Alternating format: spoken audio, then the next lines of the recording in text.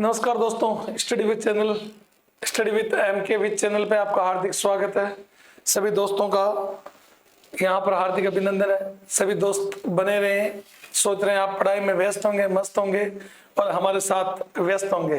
तो देखिए दोस्तों, हम बात करेंगे आज अपना एक नया टॉपिक की शुरुआत करने जा रहे हैं और वो नया टॉपिक है दोस्तों, हमने पिछली क्लास हमने मेवाड़ के इतिहास की पढ़ी थी।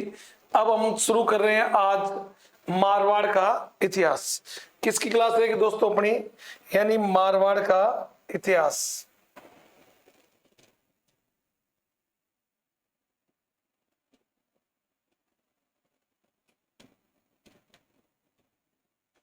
तो देखिए दोस्तों, हम शुरुआत कर रहे हैं आज एक नया टॉपिक, मारवाड़ का इतिहास।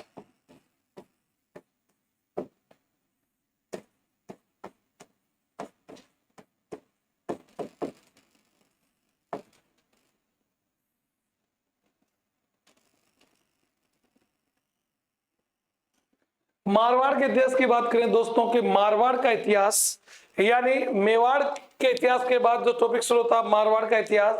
मारवाड़ के इतिहास में जब हम पढ़ेंगे तो दोस्तों यहाँ पर कौन सी डायनेस्टी थी, तो यहाँ पर मारवाड़ के इतिहास में जो डायनेस्टी है दोस्तों वो है राठौड़ डायनेस्टी, राठौड़ राजवंश।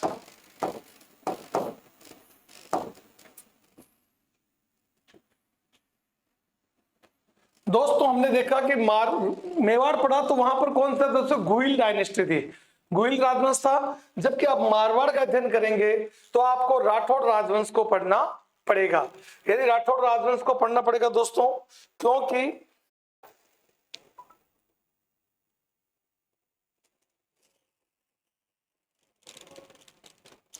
राठौड़ राजवंश को पढ़ेंगे। और देखिए दोस्तों, सबसे पहले हम बात करते हैं कि राठौड़ राजवंश यानी राठौड़ कहां से आए थे। तो सब हमने टॉपिक जो शुरुआत कर रहे हैं किसके, मारवाड़ से। उसके बाद हम बात करेंगे राठौड़ राजवंश की। तो मारवाड़ को पढ़ेंगे तो इसमें जो डायनेस्टी है वो है राठौड़ डायनेस्टी। तो देखिए दोस्तों, हम जो पहली बात करेंगे, हमारा जो पहला पॉइंट है दोस्तों वो क्या रहेगा, पहला पॉइंट रहेगा कि मारवाड़ शब्द का अर्थ क्या है। मारवाड़ शब्द का शाब्दिक अर्थ, यानी मारवाड़ शब्द का शाब्दिक अर्थ क्या, तो मारवाड़ शब्द का शाब्दिक अर्थ है दोस्तों वो है यानी मरुवाड़, मरु यानी वाड़। तो देखिए मरुवाड़ से क्या बना है, मारवाड़। तो देखिए दोस्तों, मरु यानी क्या हो गया दोस्तों, मरुस्थल। और वाड़ यानी क्या हो गया दोस्तों, वाड़ यानी हो गया आपका रक्षित प्रदेश।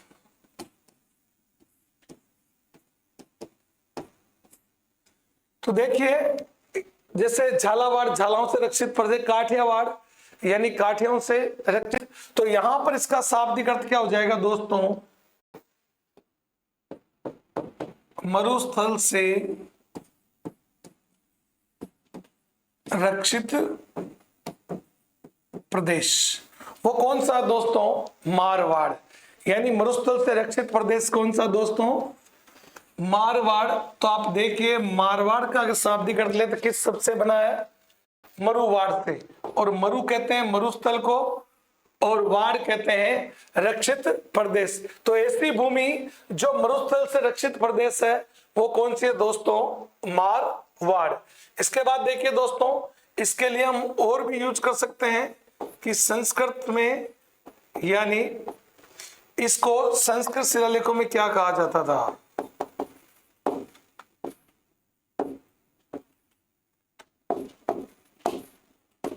शिलालेखों में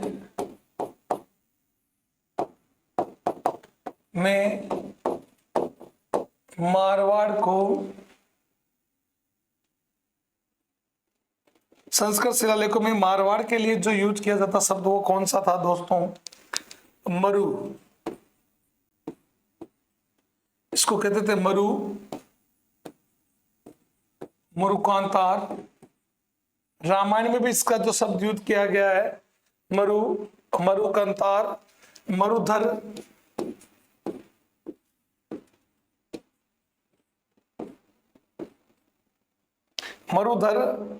मरुकांतार और यानी मरधर।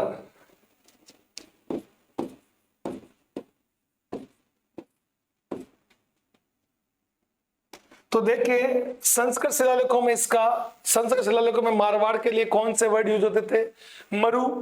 मरुकांतार। रामायण में भी वाल्मीकि ने इस प्रदेश के लिए मरुकांतार शब्द इस्तेमाल किया। मरुधर यानी ऐसी जगह जहां पर, और मरधर भी इसको कहा जाता है। तो ये दोस्तों मारवाड़ से संबंधित बात। और हम इसमें कह सकते हैं कि मारवाड़ से संबंधित के लिए एक और व्यक्ति है जिसका नाम है दोस्तों अबुल फजल। अबुल फजल ने मारवाड़ के लिए क्या कहा, देखिए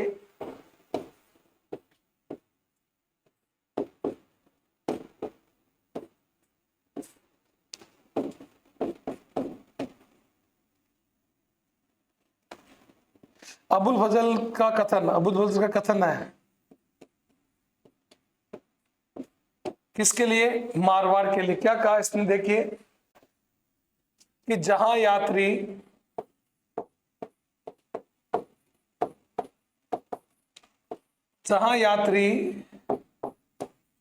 बिना जल के मर जाए,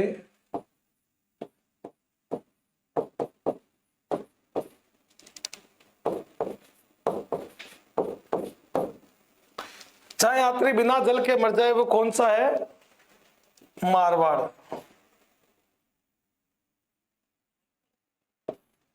ये शब्द किसके लिए प्रयुक्त किया उसने कि जहां यात्री बिना जल के मर जाए, वो क्षेत्र कौन सा है? मारवाड़। इसने कहा अबुल फजल ने। देखिए दोस्तों हम नई डायनेस्टी शुरू कर रहे हैं, राठौड़ राजवंश, मारवाड़ का इतिहास। जहां राठौड़ों का शासन था उस क्षेत्र का नाम था मारवाड़। और देखिए दोस्तों मारवाड़ शब्द का शाब्दिक अर्थ है मरुवाड़। मरु का मतलब मरुस्थल और वाड़ का मतलब रक्षित प्रदेश, मरुस्थल से रक्षित प्रदेश। संस्कृत शिलालेखों में मारवाड़ के लिए जो शब्द यूज किए गए हैं वो है मरुकांतार, मरुधर, मरधर। और अबुल फजल का कथन इस मारवाड़ के लिए कि जहां यात्री बिना जल के मर जाए, वो क्षेत्र को क्या कहलाएगा? मारवाड़ कहलाएगा। तो देखिए दोस्तों हम बात कर रहे हैं आपके इसमें, हम जो बात कर रहे हैं कि मैं इसमें आगे बोलने वाला हूं कि यही वही मारवाड़ क्षेत्र है जहां पर एक बार यानी अकबर ने अबुल फजल को कहा था कि जैसलमेर का दुर्ग फतेह करना है। यानी जैसलमेर का जो दुर्ग उसको जीतना, जो भाटी राजाओं के कंट्रोल में था। तो कहते हैं कि अबुल फजल जब गया तो कहते हैं कि जोधपुर से ही वापस आ गया, कुछ दूर चला जोधपुर से वापस, जून के महीने की बात है, और वापस आ गया साथ। कहाँ? जो उत्तर भारत में रहा व्यक्ति कहाँ पश्चिमी राजस्थान में कहाँ डोलेगा बेचारा। और कहते हैं कि जब अबुल फजल वापस दरबार में गया, अबुल फजल ने कहा वाह, अबुल फजल को कहा अकबर ने कि यार जल्दी जीत लिया आप, बहुत जल्दी फतेह हासिल की। तो उसने कहते हैं कि साहित्यिक भाषा में जवाब दिया, इसके 9 रत्नों में से एक था अकबर के, कौन? अबुल फजल। और साहित्यिक भाषा में जवाब दिया, क्या जवाब दिया दोस्तों? कि जवाब दिया कि घोड़ा कीजिए काटकार पग कीजिए पाषाण, घोड़ा कीजिए काटकार पग कीजिए पाषाण, और बख्तर कीजिए लोहे का तब देखे जैसाण। यानी यहाँ इतनी भयंकर गर्मी के यहाँ कुछ नहीं था, तभी तो कहा था इसने कि अगर मुझे जैसलमेर का किला जीतना है तो आप पहले ऐसा करें कि मेरा घोड़ा बनाओ लकड़ी का, मेरे पग करें पत्थर के, और मेरा जो बख्तर है ऊपर का जो कवच है लोहे का बनो, उसके बाद मैं जैसलमेर देख पाऊंगा। तो यानी इसके बारे में इसने कहा। इसके बाद देखिए दोस्तों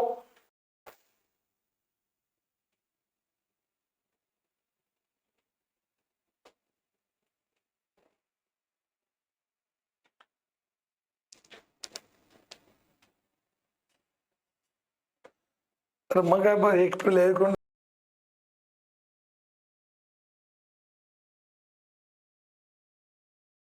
रहे थे, यानी किसकी? कि अबुल फजल की बात हम कर रहे थे कि यात्री बिना जल के मर जाए, वो क्षेत्र कहलाता है मारवाड़। यानी जहां यात्री बिना पानी के मर जाए, ना बंदे की जात, पानी की वैसे ही कमी है तो इंदिरा गांधी नहर आ गई। इसलिए आगे देखिए हम बात करेंगे, आगे इसके बारे में हम बात करेंगे दोस्तों कि इसका नाम यानी मारवाड़ का नाम जोधपुर कब पड़ा, तो देखिए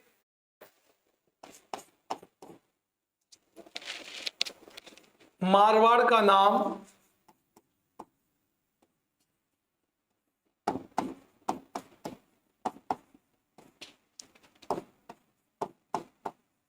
जोधपुर महाराजा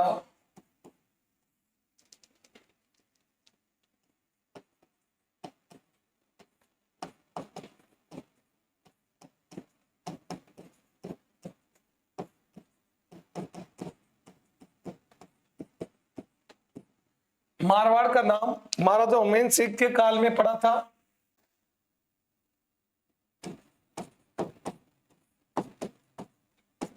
और ये कब पड़ा उमेश सिंह के काल में, देखिए दोस्तों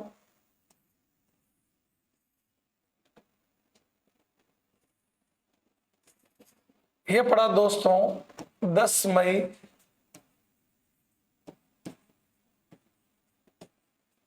1933 को, यानी महाराजा उमेश सिंह के काल में मारवाड़ का नाम जोधपुर पड़ा दोस्तों। इससे पहले मारवाड़ कहलाता 10 मई 1933 ईस्वी को पड़ा। इसके बाद देखिए दोस्तों हमने मारवाड़ के बारे में बात कर ली, और अब हम थोड़ी बात करेंगे किसके बारे में, कि अब हम बात करेंगे यानी जो राठौड़ों की उत्पत्ति, यानी अगला जो पॉइंट अपना राठौड़ों की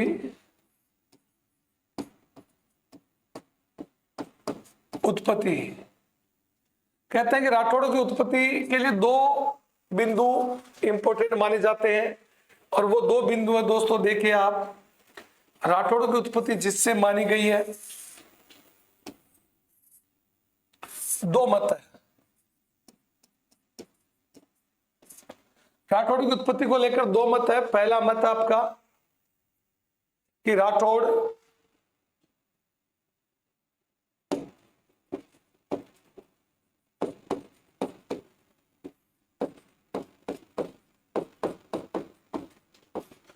कन्नौज के शासक चेतन गढ़वाल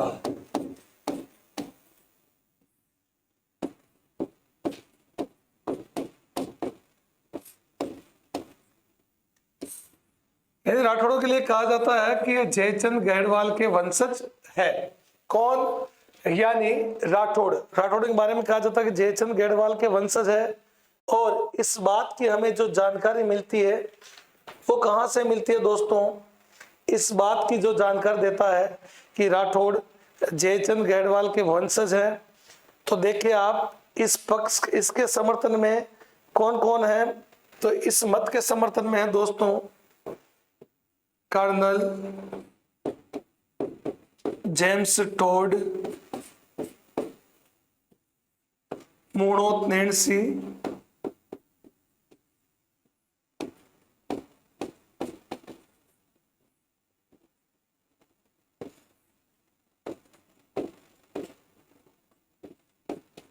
दयालदास री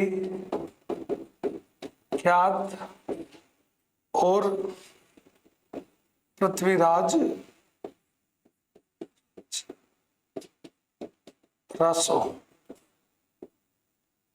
देखिए दोस्तों कन्नौज के शासक जयचंद गढ़वाल के वंशज, हमें इसमें ज्यादा उलझना नहीं है, क्योंकि राजस्थान के एग्जाम में पूछे नहीं जाते हैं ज्यादा इसके इतिहास की कि राठौड़ की उत्पत्ति कहां से। केवल 2 ही बातें पूछते हैं कि कन्नौज के शासक जयचंद गढ़वाल के वंशज हैं। इस मत के समर्थक है Colonel James Tod, Munot Nainsi, Dayaldas ri Khyat और पृथ्वीराज रासो। ये इसके समर्थन के बारे में बात की जाती है।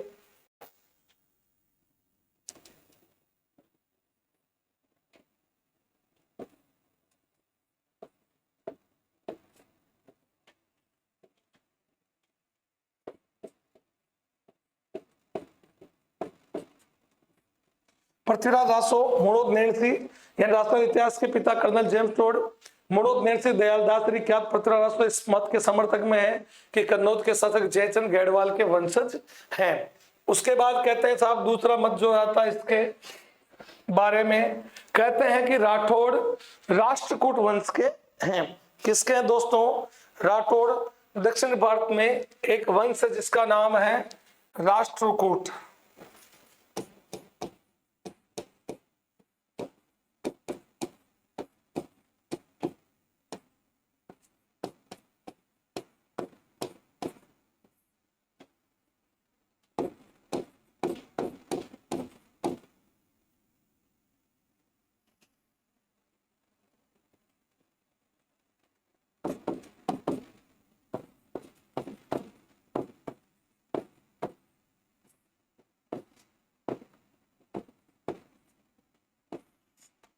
दूसरा मत जो आता दोस्तों वो कहते हैं दक्षिणी भारत के राष्ट्रकूट वंश से संबंधित है।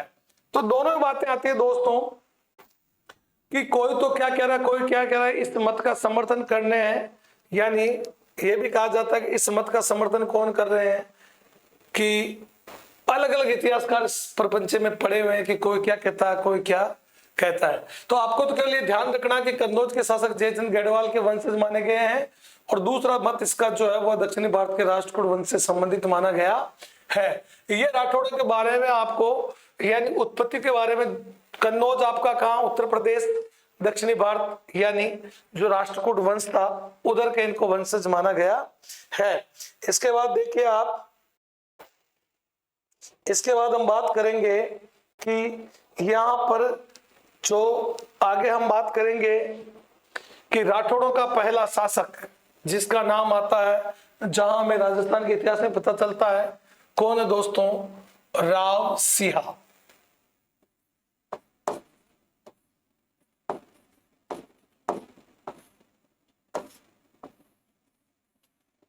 राव सिंहा, सिंहा के बारे में उक्ति प्रसिद्ध है, 49 सिया बड़ो सिया बड़ा 50, यानी 49 में 49 सिया बड़ो सिया बड़ा 50। तो यानी सिया से बड़े कितने थे, 50, और सिया कितनों से बड़ा था, 49 से। तो सिया किस नंबर का शासक है, 91वें नंबर का पुत्र किसका, सेतराम का। राव सिंहा को देखिए क्या कहा जाता है, राव सिंहा के बारे में देखिए दोस्तों हम बात करेंगे कि राव सिंहा कौन है। तो राव सिंहा देखिए राठौड़ों का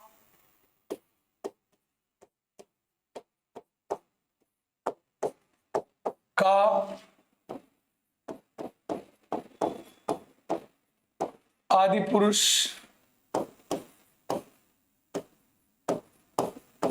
मूल पुरुष व संस्थापक। कौन, राव सिंहा। राठौड़ों का क्या है, आदि पुरुष, मूल पुरुष और संस्थापक है। और यानी देखिए आप, मारवाड़ में राव सिंहा से पहले कौन थे, यानी मारवाड़ में राव सिंहा से पहले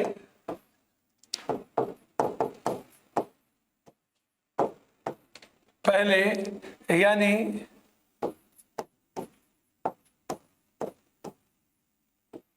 पालीवाल ब्राह्मण,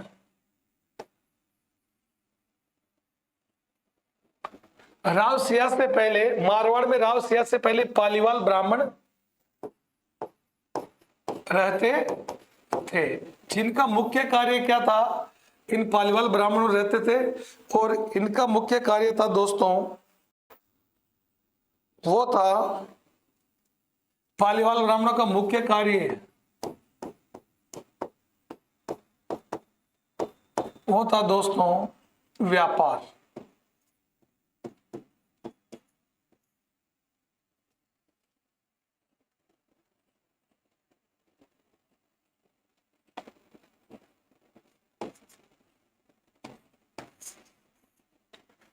तो देखिए दोस्तों, राठौड़ों का आदि पुरुष, मूल पुरुष व संस्थापक कौन, राव सिंहा। मारवाड़ में राव सिंहा से पहले पालीवाल ब्राह्मण रहते थे और इन पालीवाल ब्राह्मणों का मुख्य कार्य क्या है, व्यापार करना। और देखिए यानी व्यापार करना था। और कहते हैं कि ये लोग व्यापार के लिए, आपको पता है कि एक स्थान से दूसरे स्थान पर जाना पड़ता है। और कहते हैं कि राव सिंहा से पहले जब पालीवाल के ब्राह्मण पूरे भारत में व्यापार के लिए घूमते रहते थे तो जब ये घूमते थे इनको पता, ये सोचते थे पहले क्या कि राजा की बहुत राजतंत्र का टाइम था, राजा का शासन था, तो कहते हैं कि पाली में कोई राजा नहीं था, और ये पाली वाले ब्राह्मण ऐसा सोचते थे काश अपना भी एक राजा हो और हम भी उसको टैक्स दें, वो हम पे शासन करे, हमारे दुश्मनों से रक्षा करे, हम उनकी प्रजा बने, हमारे व्यापार में जो हमारे साथ लूटपाट होती उससे उसके जाके शिकायत करें ताकि वो उन दुश्मनों से बदला ले, डकैतों को लूटे खदेड़े, ऐसा ये सोचते थे। और कहते हैं कि एक बार जब ये कन्नौज की तरफ जा रहे थे, कन्नौज की तरफ गए, और कहते हैं कि वहां तक जंगल से गुजर रहे थे अपने यानी कुछ दस्ते के साथ, अपने यानी पूरा जत्था था इनका, व्यापारिक गाड़ियां थी इनके, जब गुजर रहे थे तो एक जंगल में देखते हैं कि एक जगह 5 शेर लड़ रहे हैं, और 5 शेरों से के बीच में एक मानव लड़ रहा है, एक आदमी लड़ रहा है। और जब उन्होंने देखा, अरे कि ये क्या कोतक है साहब, शेरों के बीच में आदमी लड़ रहा है, और वो 5 ही शेरों को एक आदमी भगा रहा साहब, उन्हीं की तरह दहाड़े, उन्हीं की तरह साहब पंजा मारे, और उन्हीं की तरह साहब शेर की तरह घुर्राए। यानी ये देखकर इन पालीवाल ब्राह्मणों के होश उड़ गए कि आदमी है क्या कोई लफड़ा है। और कहते हैं कि जब इन्होंने देखा कि एक आदमी ने यानी 5 शेरों को भगा दिया, वो आदमी जीतता है। और साहब कहते हैं कि ये बात जाकर किसको बोलते हैं, यानी सेतराम इस समय कन्नौज का शासक था। और सेतराम जिस तरह के बोलते हैं कि साहब हमने आपके जंगलों में एक बड़ा कौतक देखा है कि 5 शेरों को एक आदमी भगा रहा है, वो शेर की तरह ही रह रहा है, उन्हीं की तरह चल रहा है, उन्हीं की तरह दहाड़ रहा है, उन्हीं की तरह घुर्रा रहा है, और उन्हीं की तरह पंजा मारता साहब।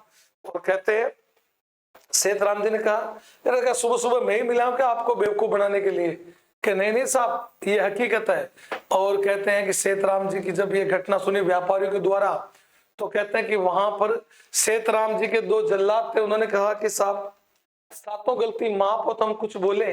तो सेतराम जी ने कहा कि बोलो यार 7 गुना माफ हो, कि साहब जब आपका 51वां पुत्र हुआ था, तो यानी कहते हैं कि जब 51वां पुत्र हुआ तो पहले क्या था कि आज की तरह टाइम नोट नहीं करते थे कितनी तारीख को हुआ, कितनी बजे हुआ, तो ये सिस्टम नहीं था। तो कहते सेतराम जी के 51वां पुत्र हुआ तो दासी खुशी खुशी में, यानी उस पुत्र की खुशी में, दासी आप जानते हैं नर्स कि दासी ने जब पुत्र का जन्म हुआ तो खुशी खुशी में दासी भूल गई थी पहले था कि पुत्र जन्म लेते ही लाइन खींच देते थे, फिर पंडित जी आते थे उस लाइन को सूर्य की रोशनी से देखकर छाया से बता देते थे कि ये कितनी बजे कौन सी पहर में पैदा हुआ है। तो कहते हैं कि दासी भूल गई थी, दासी बाद में उसको याद आ रहा हमने तो लाइन खींची नहीं है, और वो बाहर जाकर लाइन खींचती है, और लाइन खींचती है तो साहब उसको अब जब बाद में पंडित जी को बुलाया जाता है कि देखो भाई इसका भविष्य, कि इस बच्चे का भविष्य क्या था, भविष्य देखता तो लाइन क्या की बाद में खींची। और कहते हैं उस दासी ने सोचा कौन सा राजा जी को पता चलता है, लाइन खींची, और पंडित जी ने कहा कि साहब ये तो बालक बहुत खतरनाक है, और कहा कि सेतराम जी अगर आप इसका चेहरा देख लोगे तो आप मर जाओगे, कहा कि इसको फेंकवा दो, फेंक दो साहब। और कहते हैं सेतराम जी ने अपने जल्लादों को कहा था कि इसको जमीन में दफन करके आ जाओ। कहते हैं कि जब एक दिन का बालक को लेकर जब वो जल्लाद जाते हैं, और कहते हैं कि उनके मन में आता वो भी इंसान है कि यार हम एक दिन के बच्चे को मार रहे हैं, ये कहाँ का न्याय है, ये पाप नहीं लेंगे।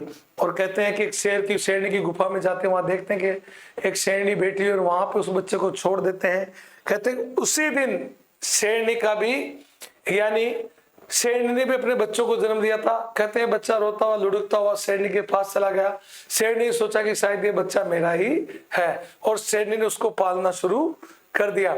और जल्लादों ने कहा कि साहब जिस आपका सॉरी साहब कि आपका 51वां नंबर का जो बेटा था हमने उसको मारा नहीं था, हमने उसको शेर की गुफा में छोड़ के आगे थे, शेरनी गुफा में हो ना हो सेतराम जी वो आपका ही बेटा है। और कहते हैं ये बात बताकर जब ब्राह्मण निकल जाते हैं और पीछे से उसको लाया जाता है, कहते हैं कि उसको अनुकूलन का सिद्धांत के मानव जिनके साथ रहता है उनके रंग नहीं तो कम से कम उनके, कहते हैं कि काला के साथ दौड़े तो रंग नहीं तो बढ़ तो आएंगे। यानी कहते हैं कि अनुकूलन का सिद्धांत है, इंसान जिसके साथ रहेगा उसको गुणों को एडॉप्ट कर लेता है, और यहीं पे यही लागू हुआ। बाद में कहते हैं कि इसको नहलाया गया, इसको कपड़े पहनाए गए, इसके दांत वहां साफ के नाखून काटे गए, इसको एक मानव का रूप दिया गया, और धीरे धीरे इसको मानव के साथ रहा तो मानव की आदत लग गई। तो साहब इस प्रकार के थे हमारे कौन, राव सिया। आपने मोगली देखा होगा, मोगली रुडयार्ड किपलिंग की एक रचना है। मोगली, उस पे जो नाटक चलता आप देखते हैं। तो सोचो मोगली तो आज का, उस समय हमारे राव सिया जंगल में मानव के साथ, शेरों के साथ रह गए थे। और देखिए आप, ये किसके पुत्र हैं? राव सिया किसके पुत्र हैं? राव सिया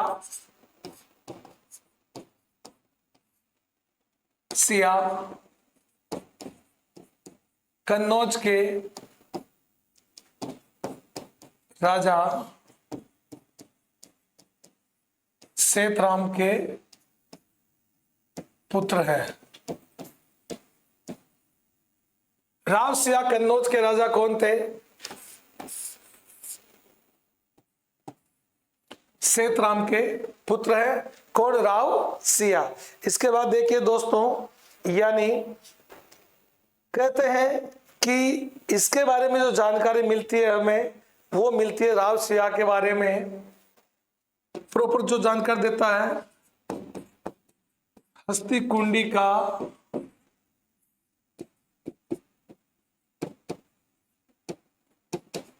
अभिलेख। ये हस्तिकुंडी का अभिलेख कब का दोस्तों? 997 ईस्वी पूर्व का।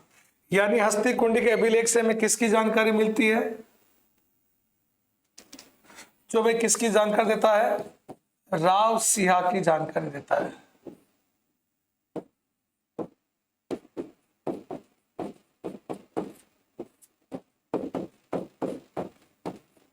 इससे पहले कौन शासक हुए, कौन हुए, हमें इसकी कोई जानकारी नहीं है, मगर हस्तिकुंडी का अभिलेख 997 ईस्वी में राव सिया की जानकारी देता है। और इस समय हस्तिकुंडी का राजा कौन था? राजा धवल।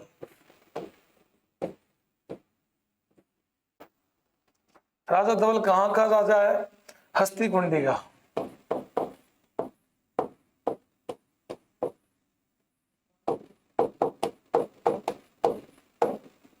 हस्तिकुंडी का शिलालेख जो हमें बताता है, यानी आप देखिए दोस्तों कि राठौड़ राव सिया, राठौड़ों का आदि पुरुष, मूल पुरुष व संस्थापक, मारवाड़ में राव सिया ने, सिया से पहले पालीवाल ब्राह्मण रहते थे और पालीवाल ब्राह्मणों का मुख्य कार्य व्यापार था। और कहते हैं राव सिया कन्नौज के राजा सेतराम के पुत्र हैं। और इस बात की जानकारी मिलती है हस्तिकुंडी का अभिलेख 997 ईस्वी पूर्व का राव सिया की जानकारी देता राजा धवल। और ये हस्तिकुंडी का दोस्तों उत्तर प्रदेश, यूपी में। तो इस प्रकार देख सकते हैं कि राठौड़ों की शुरुआत जो हो रही है, यानी हमें कहां से मिल रही है, और इसमें राठौड़ों का वर्णन किया गया है और बाद में राव सिया की वंशावली की जानकारी भी मिलती है। तो देखिए इस अभिलेख में हमें क्या मिलता है कि इसमें राठौड़ों का वर्णन किया गया है। इस अभिलेख में इधर लिख देते हैं दोस्तों ऊपर, राठौड़ों का वर्णन किया गया है का वर्णन मिलता है दोस्तों। और हमें क्या मिलता है? यानी राव सिया की वंशावली मिलती है।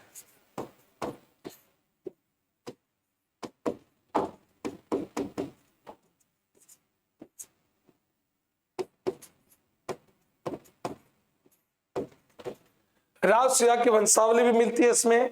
और जो हम बात कर रहे हैं दोस्तों, आप देख सकते हैं कि इसमें राठौड़ों का जो आपका हस्तिकुंडी का अभिलेख है 997 ईस्वी, राव सिया की जानकारी देता राजा धवल हस्तिकुंडी, और राठौड़ा का वर्णन मिलता है, राव सिया की वंशावली भी मिलती है। इसके बाद देखिए दोस्तों, हम बात कर रहे थे इसके बारे में कि हस्तिकुंडी के शिलालेख में, और यानी यहां पर जो हमें एक जानकारी मिलती है दोस्तों, कहते हैं कि राव सिया, यानी राव सिया जो आए कितने? 7 BC, यानी राव सिया मारवाड़ में आते हैं 7 BC घुड़सवारों के साथ। राव सिया मारवाड़ में। तो देखिए दोस्तों कि जब ये अब इंसानों के साथ रहने लग गया था, कहते हैं कि पालीवाल ब्राह्मण वापस आए, मैं मारवाड़ होकर वापस कन्नौज से गुजर रहे थे, और आगे सेतराम जी के पास, सेतराम जी कि जो हमने बताया था वो बात सही थी कि झूठ थी कि सही थी साहब? अरे यार तुम्हारा बहुत भला हो, भगवान तुम्हारा भला करे, तुमने मुझे हमारे बेटे से मिलवा दिया, मांगो तुम्हें जो चाहिए। कि मांगना तो क्या साहब, हमारे उधर कोई राजा नहीं है। तो कहा कि मेरे 100 पुत्र उसमें से किसी को ले जाओ। कि नहीं साहब किसी को नहीं ले जाएंगे, हम तो आपके उसी पुत्र को ले जाएंगे। किसको? जो शेरों से लड़ रहा था। दिखाओ उसे, देखा करे वाह यार ये तो अच्छा लग रहा है, ये तो इंसान की तरह लग रहा है, उस समय तो जानवर की तरह था। और कहते हैं राव सिवा यानी पालीवाल ब्राह्मणों के आग्रह पर राव सिवा कहां आ जाते हैं? मारवाड़ में। तो कहते हैं कि राव सिवा मारवाड़ में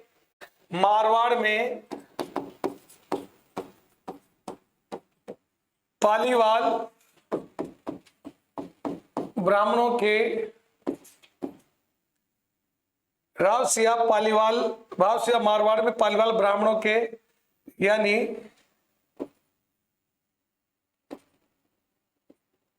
सेतराम से पालीवाल ब्राह्मण कहते हैं कि हमें तो ये दे दो, और कहते हैं पालीवाल ब्राह्मणों के कहने पर आ जाते हैं। कब आता है? 1240 ईस्वी में। कब आते हैं ये? 1240 ईस्वी में आते हैं, और 7 घुड़सवारों के साथ।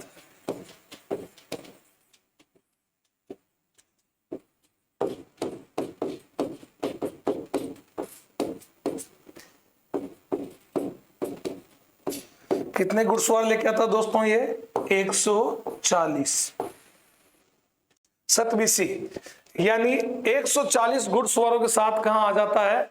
मारवाड़ में आ जाता है। कौन? राव सिया। उसके बाद देखिए दोस्तों, राव सिया मारवाड़ में आता है, और यानी खेड़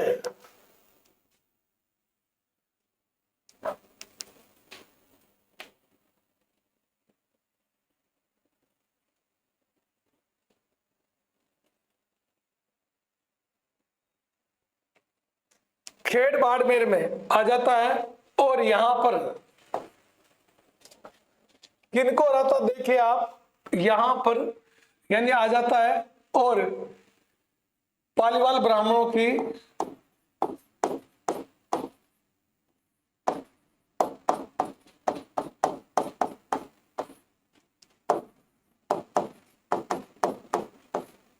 मेरों से रक्षा करता है। मेरों से रक्षा करता है। मेरों के साथ जो युद्ध होता है इसका लाखा झंवर का युद्ध। लाखा झंवर का युद्ध होता है 1240 ईस्वी में। कई बुक्स ये भी कहते हैं साहब 1237 ईस्वी में, बाकी जो ऑथेंटिक माना गया है वो है लाखा झंवर का 1240 ईस्वी में। और ये किसके खिलाफ होता है इस युद्ध में? यानी राव सिया वर्सेज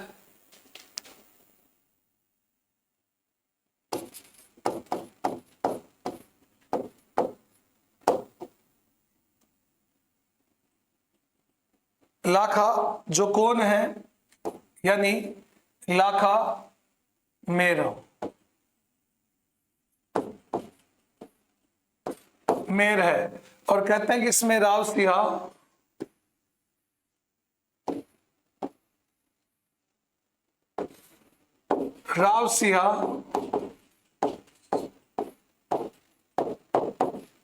लड़ते हुए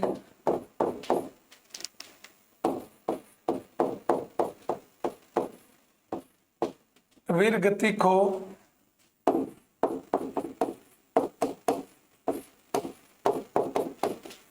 हो जाता है।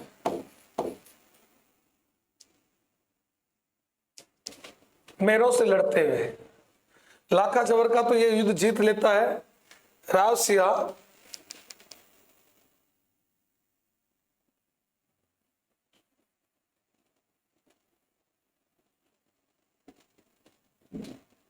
इसमें देखिए आप किसकी विजय होती है? राव सिंह की विजय होती है। और कहते हैं आखिर में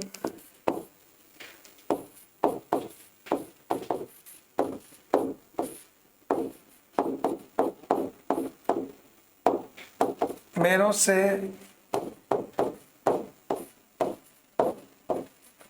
लड़ता हुआ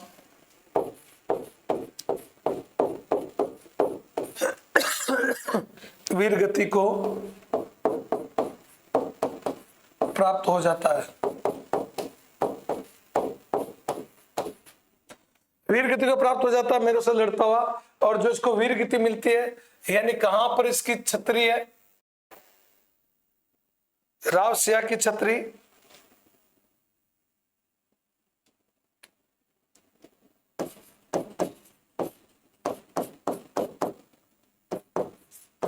राव सिया की छतरी कहां पर है, बीठू गांव।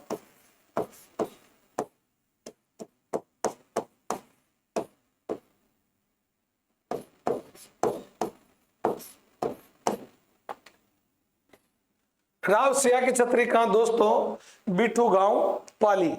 कहां दोस्तों, बीठू गांव पाली। और यहीं पर ही यहां पर इसका चबूतरा, इसको क्या कहते हैं, यहां पर इसका एक धोला चबूतरा है।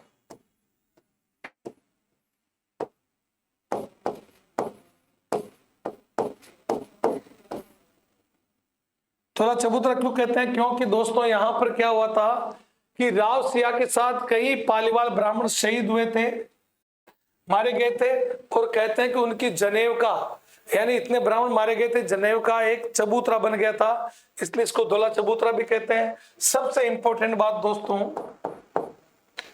नोट डाल के लिखे आप, राव सिया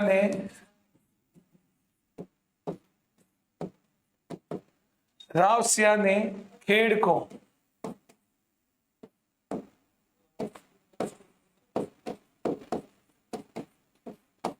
खेड़ बाड़मेर को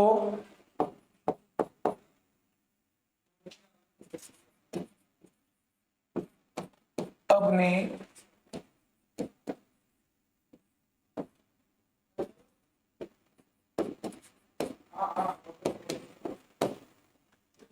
राव सिया ने खेड़ बाड़मेर को अपनी राजधानी बनाया था। तो देखिए राव सिया के बारे में दोस्तों कि पालीवाल ब्राह्मणों की मेरों से रक्षा करता हुआ, यानी एक युद्ध लड़ता लाखा चमर का 1240 में राव सिया लाखा मेर है, विजय हो जाती है और राव सिया मेरों से लड़ता हुआ वीर गति को प्राप्त हो जाता है।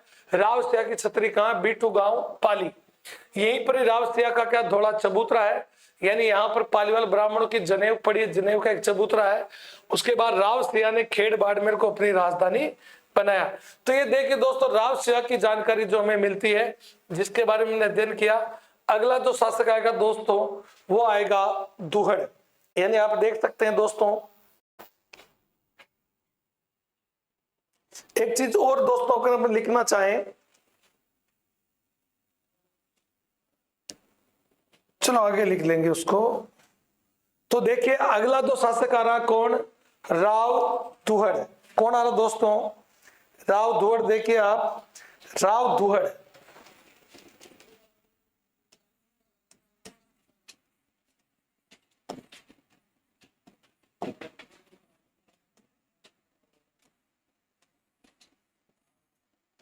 राव दुहड़ के बारे में कहा जाता कि राव दुहड़ यानी ये कर्नाटक से क्या लेकर आए थे, नागणेची माता की मूर्ति लेकर आए थे। तो देखिए आप, राव दुहड़ यानी क्या लेकर आए थे दोस्तों, सबसे इंपॉर्टेंट बात, राव दुहड़ कर्नाटक से। कहते हैं कि राव दुहड़ जब बचपन में छोटे थे तो किसी ने कह दिया कि तुम्हारा तो कुलदेवी नहीं है। इन्होंने अपनी माँ को जाकर पूछा कि माँ मैं अपनी कुलदेवी कौन है, कि क्यों बेटा, कि कोई पूछ रहा है क्या तुम्हारा तो कुलदेवी नहीं है, कि बेटा अपनी कुलदेवी तो है मगर वो यहाँ नहीं है, वो दक्षिणी भारत में है, कर्नाटक में है। तो कहीं ना कहीं उस मत की सच्चाई सामने आ रही है कि जो राठौड़ राजवंश है जिसकी उत्पत्ति दक्षिणी भारत के राष्ट्रकूट वंश से मानी गई है, मगर कहते हैं कि कालांतर में समय के साथ यानी राष्ट्रकूट से धीरे धीरे अपभ्रंश क्या हो गया, राठौड़ हो गया, ऐसा माना जाता है। तो देखिए आप, इस मत के समर्थक कौन है डॉक्टर गौरीचंद हीराचंद ओझा भी कहते हैं कि कर्नाटक से जाता है, कर्नाटक से क्या लाता है, यानी चक्रेश्वरी माता की मूर्ति।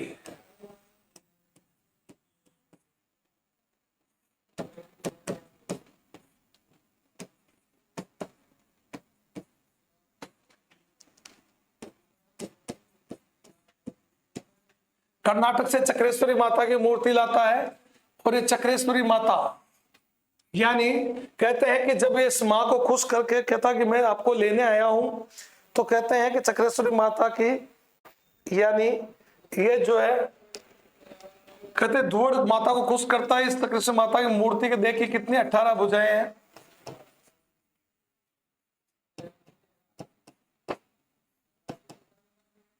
और ये मूर्ति किसकी है? काष्ठ की मूर्ति, लकड़ी की मूर्ति है साहब, काष्ठ की मूर्ति है। कहते हैं चक्रेश्वरी माता को खुश करने के बाद इसने तपस्या करके खुश कर लिया, कहा कि माता मैं आपको लेने हूं, आपको मेरे साथ, आप मेरी कुल देवी हो और आपको मेरे साथ चलना होगा। माता ने कहा बेटा मैं चल लूंगी, मगर बात यह है कि जहां कहीं भी तूने मुझे अगर जमीन पे रख दिया तो चलता और रुक गया, वहीं पर मैं स्थापित हो जाऊंगी। कहते हैं कि यहां से लेकर कर्नाटक से लेकर आता कौन? धुवड़। और यानी कहां पहुंच जाता है ये? राजस्थान में नागाना गांव।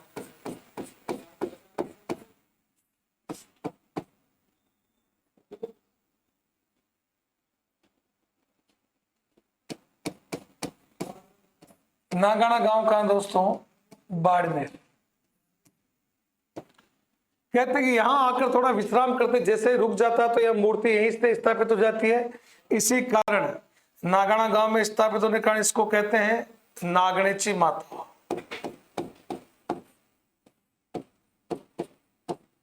माता। और ये क्या है? राठौड़ों की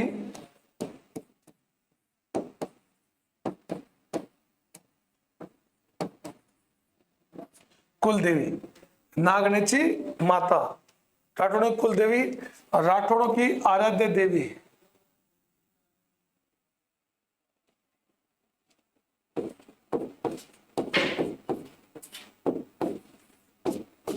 अगर आपसे पूछ ले राठौड़ों की आराध्य देवी, तो दोस्तों वहां पर आप लिखोगे चामुंडा माता।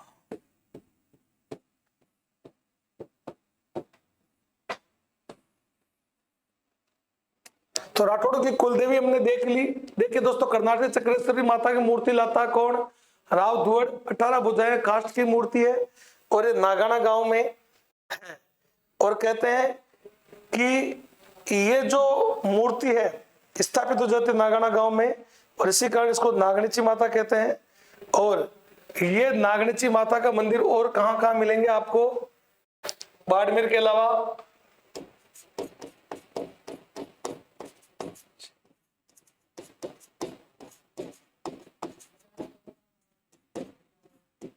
मंदिर कहां कहां मिलेंगे दोस्तों? प्रमुख मंदिर तो आपका हो गया नागणेची माता का पहला, यानी हो गया आपका नागाना गांव।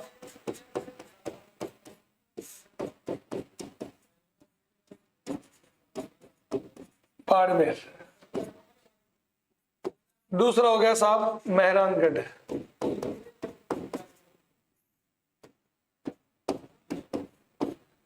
और तीसरा हो गया दोस्तों वो है आपका जूनागढ़।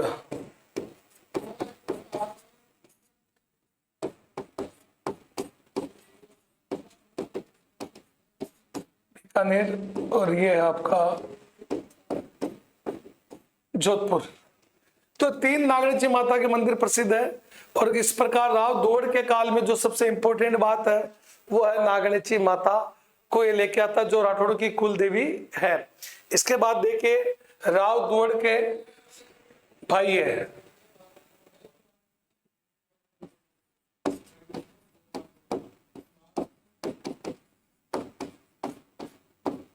इसका नाम है धांधल।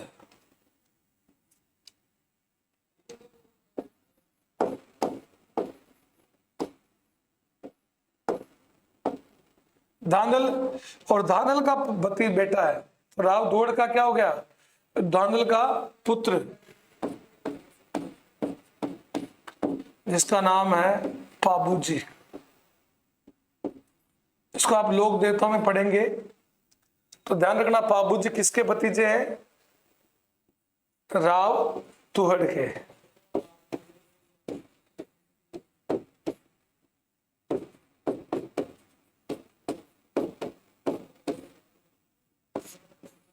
तो राव दुहड़ का बेटा कौन? पाबूजी।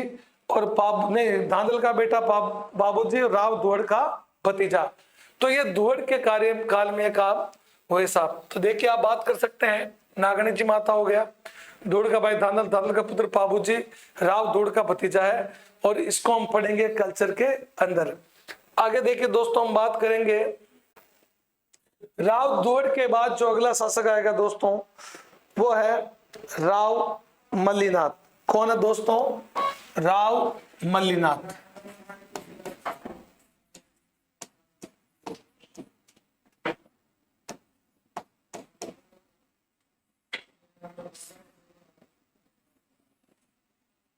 राव मल्लीनाथ कहते हैं दोस्तों, राव सातल था जिसके कोई पुत्र नहीं हुआ, तो राव साकल ने यानी किसी महात्मा के पास गए, उन्होंने आशीर्वाद से 4 पुत्र हुए, जिसमें से एक था राव मल्लीनाथ। कहते हैं कि राव मल्लीनाथ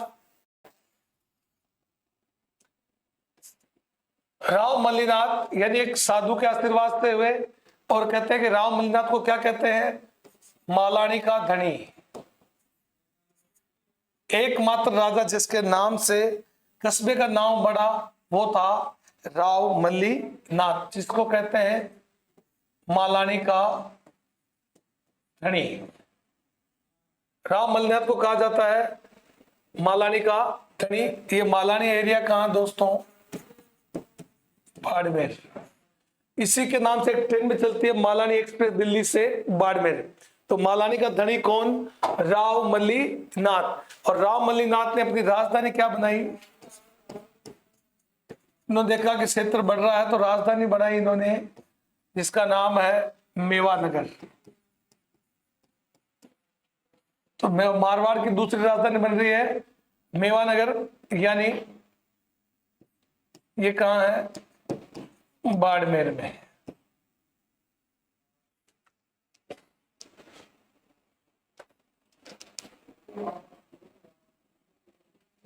एक चीज दोस्तों जो हम बात करना चाह रहे थे,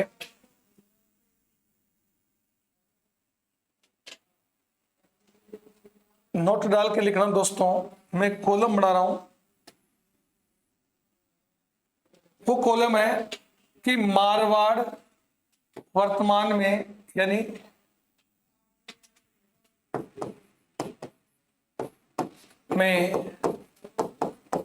मारवाड़ में कितने जिले आते हैं?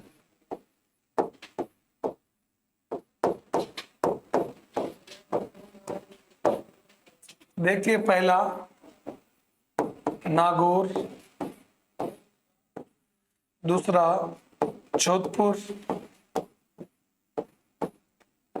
तीसरा बाड़मेर, चौथा जालोर, पांचवा पाली। मुख्य रूप से 5 जिले।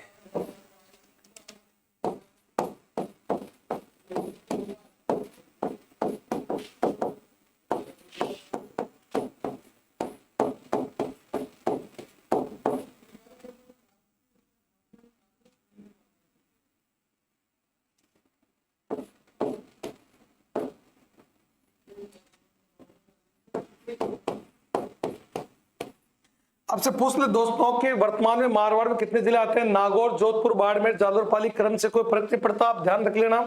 मुख्य रूप से 5 जिले आते हैं साहब, आपको ध्यान में रखना है। अब देखिए, बात करें कि मालानी का धनी बाड़मेर, राजधानी मेवानगर, बाड़मेर में इसको अपनी राजधानी बनाया। और देखिए आप, इसको लोक देवता के रूप में भी पूजा जाता है। किसको? राव मल्लीनाथ को।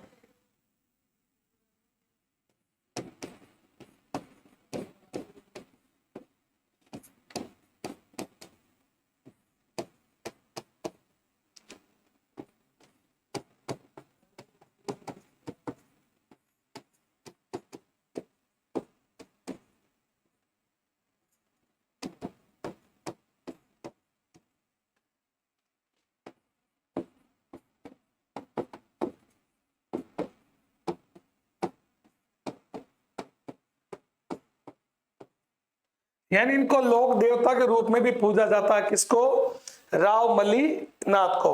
और कहते हैं कि इनके जो गुरु थे, राव मलीनाथ का गुरु का नाम है उगम जी भाटी। उगम जी भाटी। और इनकी जो रानी है, रानी का नाम है दोस्तों रूपादे। कहते हैं रूपादे के प्रभाव में आकर मल्लीनाथ जी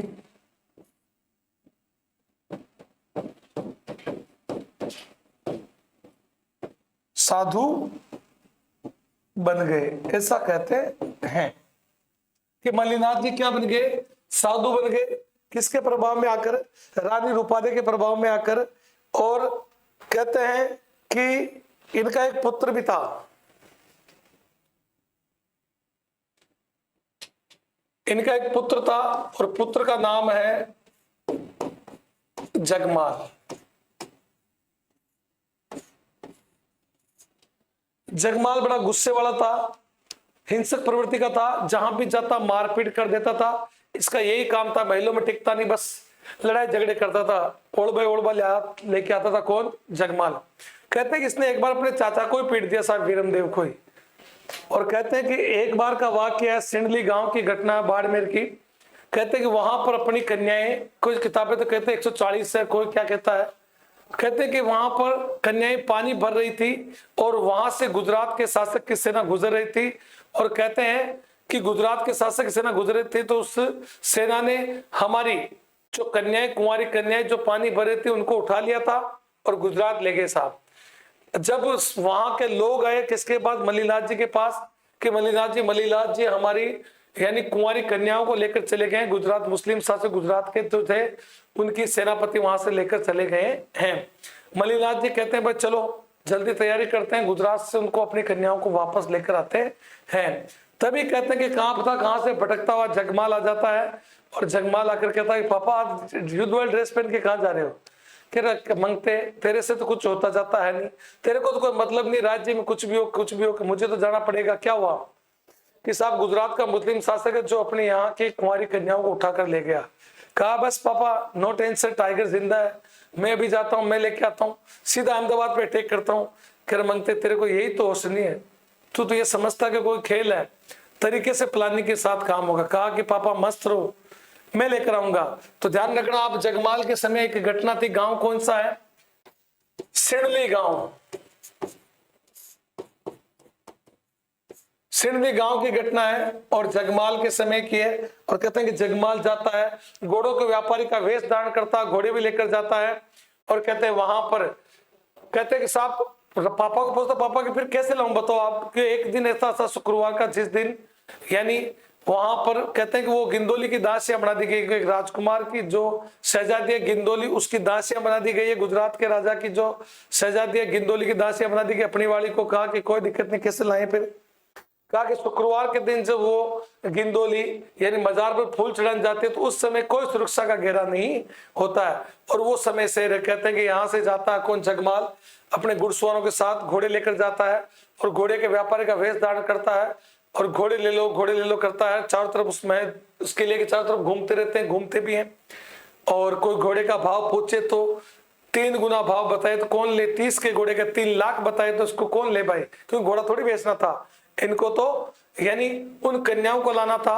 और कहते हैं कि जब गिंदोली आती है और सैनिकों को व्यापारी के वेश में खड़ा कर दिया जाता है दरगाह के बाहर, गिंदोली के साथ अपनी कन्याएं आती है, तो कहते हैं कि अपने आदमी को हम दूर से पहचान जाते, समझ जाते। वो कह देते हैं कि जल्दी आ जाओ, हम तुम्हें लेने आए। और कहते हैं कि उन सभी कन्याओं को उठाकर जब लाया जाता तो कहता है कि जगमाल के मैं किसको उठाऊं? तो जगमाल गिंदोली को यानी शहजादी गिंदोली को उठाकर ले आता है। और कहते हैं दोस्तों जब गिंदोली को लाता है तो मारवाड़ यानी बाड़मेर आता है, गिंदोली को वन साइड लव हो जाता है, यानी वो जगमाल से प्रेम करने लग जाती है। जब गुजरात का शासक उसको बुलाता है कि आजा बेटी वापस है, लेकिन नहीं, मुझे तो जग्गू के साथ रहना है, अपने डियर जग्गू के साथ रहना है। तो यानी इस प्रकार की स्टोरी बनती है। सिंधी गांव की घटना है और जगमाल के समय की घटना है। जगमाल यहां से जाता है और अहमदाबाद का किला, यानी ये कहां ले जाता है, वो सेनापति अहमदाबाद ले जाता है। अहमदाबाद का किला, अहमदाबाद के किले से, अहमदाबाद के किले से, अहमदाबाद के किले से यानी शहजादी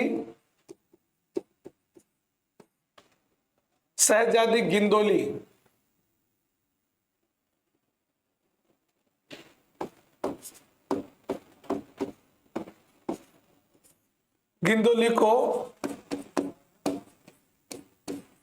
उठाकर ले आता है। कौन? जगमाल।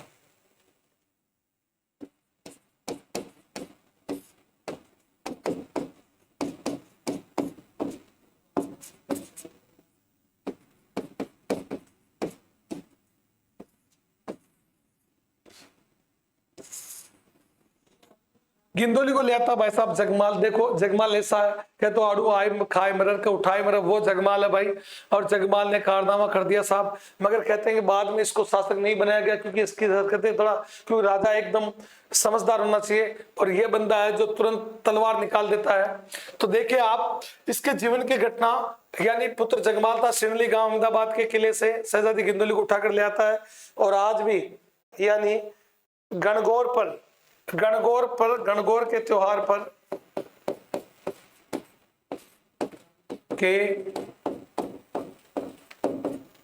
पर गिंदोली के गीत गाए जाते हैं।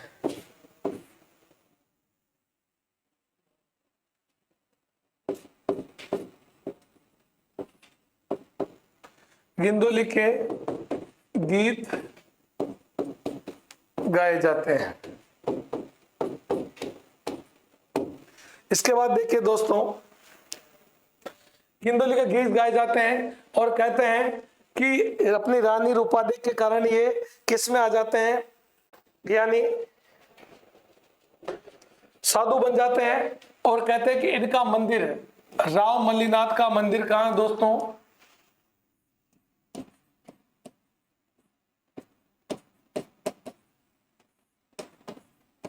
जी का मंदिर कहां दोस्तों?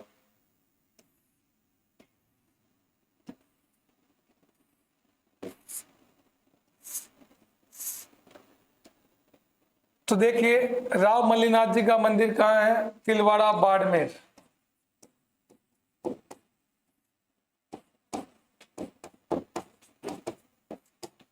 तिलवाड़ा बाड़मेर में इनका मंदिर है और तिलवाड़े में ही यानी इनका मेला बढ़ता है।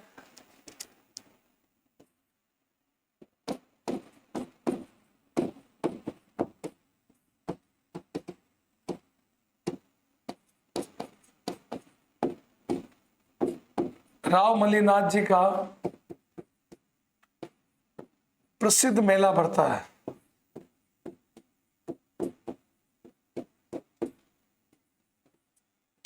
और कहते हैं कि इनके पास में ही सामने किसका मंदिर है, यानी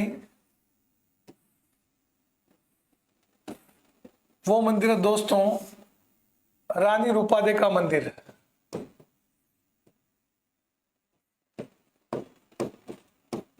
धार्मिक प्रवृत्ति की महिला थी, इसके प्रभाव में आकर ये साधु बन जाते हैं। रानी रूपादेवी का मंदिर जो इनकी धर्म पत्नी है।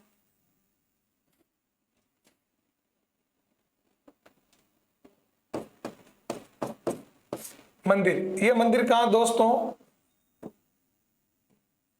मालाजाल।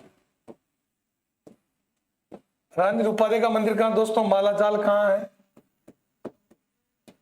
बाड़मेर। तो इस प्रकार दोस्तों देखिए कि राव मल्लीनाथ के बारे में हमने बात की है कि राव मल्लीनाथ जी का मंदिर कहां है, यानी तिलवाड़ा बाड़मेर।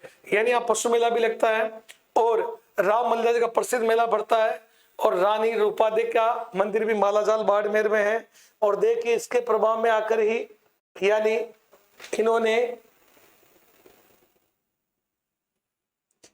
इन्होंने साहब साधु बन गए और इनका मंदिर है। ध्यान रखना, मालानी के घोड़े भी प्रसिद्ध है, इंपॉर्टेंट बात। राजस्थान में कहां के घोड़े प्रसिद्ध है? मालानी के घोड़े प्रसिद्ध है।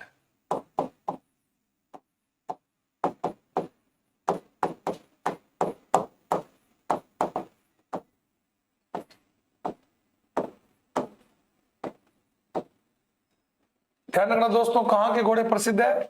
मालानी के घोड़े। यह भी कहा जाता है मालानी के घोड़े के बारे में दोस्तों के यहाँ बाबर ने यानी ईरान फारस से अरब से क्या मंगवाई थी? मिट्टी मंगवाई थी। मिट्टी मंगवाकर यहाँ डलवा दी थी। और कहते हैं कि घोड़ों के लिए जब घोड़ी का जब प्रसव होता है तो मिट्टी बहुत इंपॉर्टेंट होती है। यहाँ की मिट्टी यहाँ डलवा दी, इस कारण भी यहाँ पर दोनों बातें इतिहास के अंदर कही जाती है कि मालानी के घोड़े, और कहते हैं बाबर ने अरब से मिट्टी मंगवाई क्योंकि अरबी घोड़े बहुत प्रसिद्ध है, और यहाँ पर डलवा दी। यहाँ पर घोड़ी को लौटाया जाता है बच्चे को। कहते हैं कि यहाँ लौटने के बाद घोड़ा बहुत फास्ट तंदुरुस्त हो जाता है, और आज भी यानी मालानी के घोड़े प्रसिद्ध है। इसके बाद दोस्तों आगे हम बात करेंगे जो अगला जो अपना आएगा राव चूड़ा। कहते हैं कि राव चूड़ा वीरम देव का पुत्र है और रानी मोहियानी का पुत्र है। अगला जो शासक बनेगा राव चूड़ा। इस राव चूड़ा को ही कहा जाता है मारवाड़ का वास्तविक संस्थापक कहा जाता है। तो देखिए दोस्तों, अगली क्लास में हम बात करेंगे राव चूड़ा की। आप बने रहे स्टडी विथ एम के चैनल के साथ, अपना प्रेम और स्नेह बनाए रखें। स्टडी विथ एम के चैनल की डिजिटल दुनिया में दोस्तों मैं खान सर आपका फिर हार्दिक स्वागत करता हूं। जय हिंद, जय भारत।